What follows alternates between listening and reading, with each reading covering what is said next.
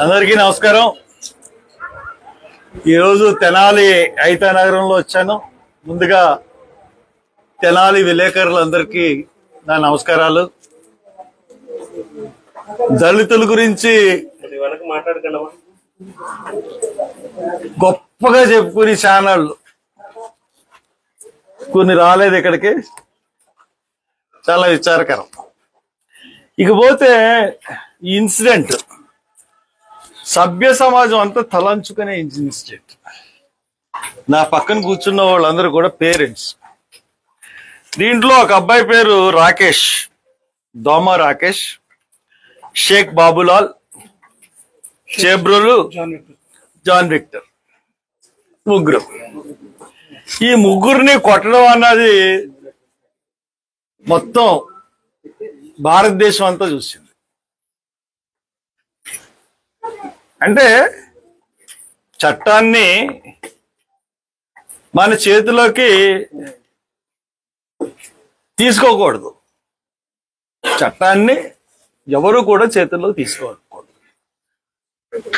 చట్ట ప్రకారం శిక్షించాలి. ఇది ప్రాథమిక సూత్రం.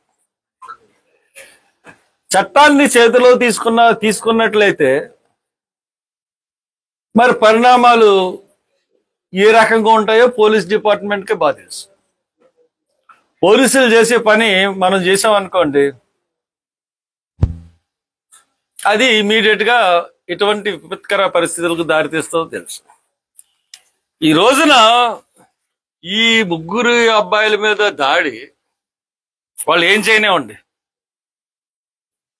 ఇప్పుడు ఈ పోలీసులకి ఏమైపోయిందంటే, అంటే ఇక్కడ ఈ రాష్ట్రం మన మీ జిల్లాయే కాదు, గుంటూరు జిల్లా కాదు, ఈస్ట్ గోదావరి జిల్లా కాదు, అన్ని జిల్లాల్లో కూడా దళితుల్ని, క్రిస్టియన్స్ ని హింసించాలన్న ఒక ఎజెండా అన్నది రూపుదిద్దుకుంది.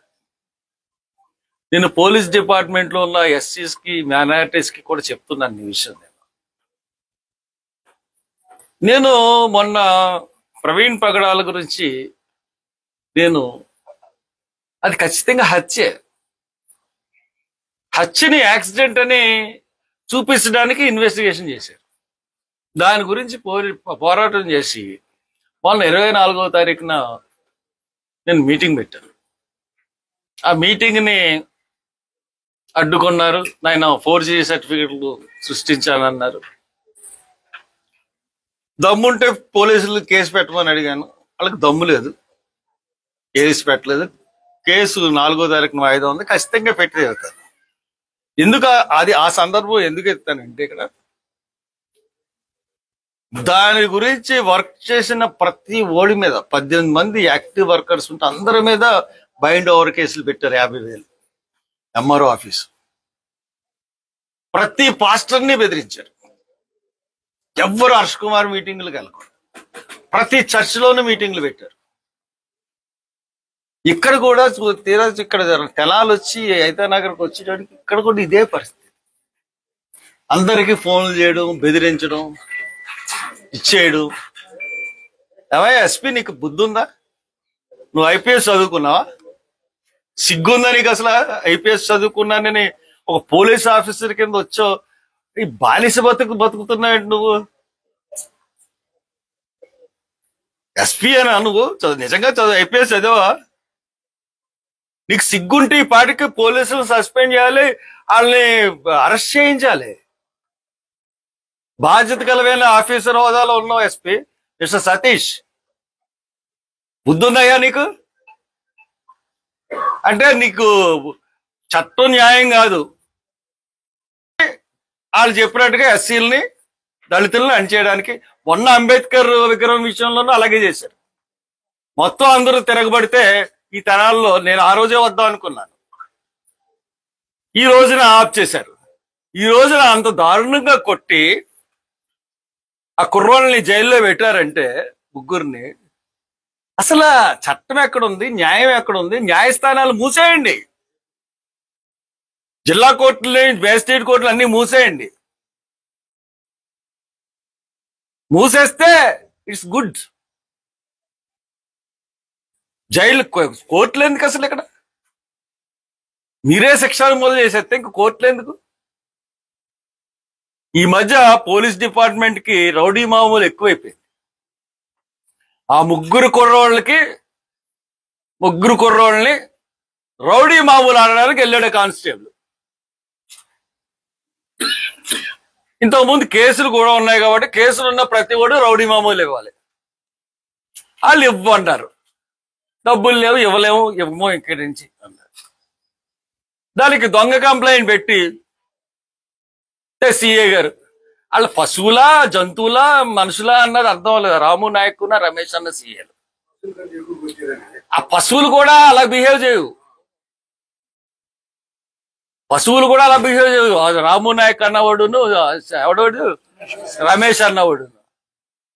సిగ్గున్నాయా మీకు ఇద్దరికి? అసలు సిగ్గు లజ్జ ఉన్నాయా? ఒకడు ఎవడికన్నా మీకు అలా కొడతారా? హీరోలు అనుకుంటున్నారా? ఒక్కసారి చట్టాన్ని అలా పక్కకు పెట్టితే మిమ్మల్ని అదే దారుణంగా కొట్టగలం. పెద్ద విషయం కాదు. పిచ్చి పిచ్చి ఆశలు ఎత్తున్నారు ఒకడు.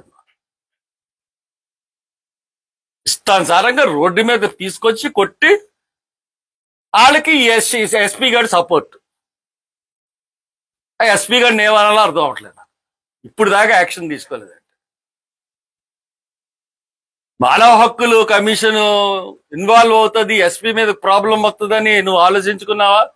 SC ST commission, minorities commission involve అవుతాయి దీంట్లో. ఎందుకంటే ఈరోజు ఇంత బాధగా మాట్లాడుతున్నాను, గుండె తట్టుకోలేక మాట్లాడుతున్నాను. మీరెవరు అసలు? కొట్టడానికి మీకు హక్కే ఉంది. అసలు కొట్టే హక్కు పోలీసులకు ఎవరిచ్చారు?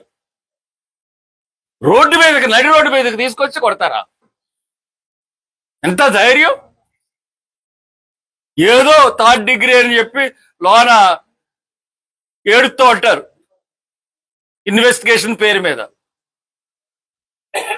ఏకైనా మీరు ఇంత ధైర్యంగా వచ్చి అలా ఏమైనా గంజాయి అమ్మితే పట్టుకున్నారా? లేదా పోలీసులు కొట్టారా? పోలీసులు కొడితే పోలీసుల ఎమ్మెల్సీ సర్టిఫికెట్ అది. రౌడీ మామని అడిగితే ఇవ్వలేనందుకు కొట్టడం అంటే ఇంకేమనాలి? పోలీసులకు రౌడీ మామూలు ఇవ్వకపోతే ఇలా ఇంత దారుణంగా కొడతారా? అంటే ఇలాగే అందరినీ కొడతామని చెప్పడం, అంతే కదా? అసలు బాగాలేదండి ప్రభుత్వం తీరు. ప్రభుత్వం, ఈ తెలుగుదేశం ప్రభుత్వం ఎంతో ఘనంగా మహానాడులు జరుపుకుంటుంది. మహానాడుకు ముందేమో కోవిడ్ రూల్స్ ఇచ్చారు, డైరెక్టరేట్ మెడికల్ హెల్త్. సభలు సమావేశాలు నిర్వహించకూడదని హర్ష్ కుమార్ సభ పెట్టాడు. మహానాడు అనౌన్స్ అవగానే విత్డ్రా చేసేసుకున్నారు. విత్డ్రా చేసేసుకుని ఇప్పుడు మహానాడు జరుపుకుంటున్నారు. సిగ్గుండాలి. మహానాడు జరుపుకుంటున్నారు. అక్కడున్న దళితులు వెనక్కి వచ్చేయండి మహానాడు నుంచి. ఏంటి దారుణం? ఇంత దారుణంగా కొడతారా? కాబట్టి ప్రభుత్వానికి చెప్తున్నాను, ప్రభుత్వం కంప్లీట్ గా మైనారిటీస్ ని టార్గెట్ చేసింది, క్రిస్టియన్ అండ్ ముస్లిం మైనారిటీని టార్గెట్ చేసింది. మన వక్ఫ్ బిల్లు కూడా మద్దతు ఇచ్చింది. రేపొద్దున క్రిస్టియన్స్ మీద పెట్టిన బిల్లుకు కూడా మద్దతు ఇస్తుంది. తర్వాత ఎస్సీస్ మీద కాన్సన్ట్రేట్ చేసింది. అందరినీ భయభ్రాంతులు చేస్తున్నారు. ఈ గవర్నమెంట్ ఒక్క పథకం కూడా ఇవ్వలేదు. అన్ని ఎస్సీలకు సంబంధించిన పథకాలు ఒక్కటి కూడా, స్కాలర్షిప్ మొదలుకొని ఒక్క పథకం ఇవ్వలేదు. పెద్ద మోసగాడు చంద్రబాబు నాయుడు. ఏడిశాడు. పెద్ద మోసగాడు. ఒక సంవత్సరం అంతా ఎందుకు ఇవ్వలేదు? తల్లికి వందనం సంవత్సరం ఎందుకు ఇవ్వలేదు? తల్లికి వందనం ఎందుకు ఇవ్వలేదు సంవత్సరం నుంచి? కాబట్టి ఇది మోసపూరితమైన ప్రభుత్వం, భయంకరమైన ప్రభుత్వం. ఎస్సీల్ని దారుణంగా హింసించాలన్న ఎజెండాతో వచ్చిన ప్రభుత్వం. దీనికి ఖచ్చితంగా మేము బదులు తీర్చుకుంటాం. బదులు తీసుకునే సమయం ఉంది, తీసుకుంటాం.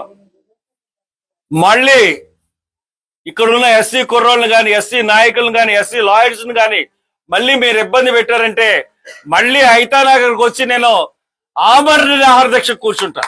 గుర్తుపెట్టుకోండి. Thank you.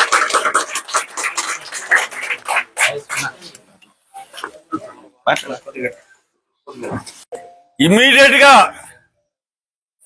ఆ ఇద్దరు పోలీసుల్ని సస్పెండ్ చేసి, అరెస్ట్ చేసి, దానికి తగిన సెక్షన్లు పెట్టి అరెస్ట్ చేసి జైలుకి పంపితేనే విచారణ చేయాలి సిట్టింగ్ జడ్జి. అది మా డిమాండ్. ఆ డిమాండ్ వారం రోజుల్లో టైం ఇస్తున్నాం. అది లేకపోయినా సరే నేను ఇక్కడికి రావడం పట్టు ఖచ్చితంగా జరుగుతుంది. చలో తెనాలి పిలిపించి, చలో హైతానగరం తెనాలి అని పిలిపించి మళ్ళీ వారం రోజుల్లో ఇక్కడికి వచ్చి ఇక్కడికి అనౌన్స్ చేయడం మటు కూడా జరుగుతుందని మీ అందరికీ మీ తరపున ప్రభుత్వానికి హెచ్చరిస్తాం. నేను ఇందాక మాట్లాడుతూ ఒక 2 విషయాలు మర్చిపోయాను. అదేంటంటే ఎస్పీ గారు మాట్లాడుతూ కానిస్టేబుల్ విధుల్లో ఉన్న కానిస్టేబుల్ని అడ్డగించారని, వాళ్ళని కొట్టారని చెప్పడం జరిగింది. పోలీస్ కానిస్టేబుల్ డ్యూటీ ఎక్కడంటే 1 టౌన్ కానిస్టేబుల్. ఇక్కడ 2 టౌన్కి వచ్చి వీళ్ళ దగ్గర రావాల్సిన పని ఏంటి? ఇంకొక విషయం ఏంటంటే ఆ పోలీస్ కానిస్టేబుల్ పేరేంటి? చిరంజీవి. ఆ చిరంజీవి అన్న కానిస్టేబుల్ ఫోన్ పే అకౌంట్ ని ఒక్కసారి పరిశీలించారు. ఎందువల్లంటే ఈ గంజాయి బ్యాచ్ దగ్గర అందరి దగ్గర కలెక్షన్ చేయడం, కేసులు ఉన్న దగ్గర కలెక్షన్ చేయడం, ఏదైనా పార్టీ జరుగుతుందంటే మైక్ పెడితే కలెక్షన్ చేయడం. అతను ఉద్యోగం, అది కలెక్షన్ ఏజెంట్. అతను అంటే అన్ని స్టేషన్లోనూ కూడా కలెక్షన్ ఏజెంట్. అటువంటి వారికి మన SP, the great SP Satish Babu IPS, ఆయన సపోర్ట్. ఇంకొక దారుణమైన విషయం ఏంటంటే ఆ కుర్రోడు రాకేష్ ఎక్స్రే చూశాను నేను. అతనికి కాలు ఇరిగిపోతే రాడ్ వేశారని చెప్పినా కానీ దారుణంగా, అతి దారుణంగా మీరు ఎలా కొట్టారు. ఒక అతనేమో, ఒక సీఏ ఏమో కాళ్ళ మీద నించుంటే ఇంకో సీఏ ఏమో పటా పటా పటా పటామని కొట్టాడు. అది ఎంత అంటే మానవత్వం అన్నది ఎక్కడ కనపట్లేదు. ఇది చాలా దారుణం. ఈ విధంగా కొట్టారు. కాబట్టి దీని మీద ఖచ్చితంగా స్పందించాల్సిన అవసరం ఉంది. న్యాయస్థానాలు సుమోటోగా తీసుకోవాలి. Thank you.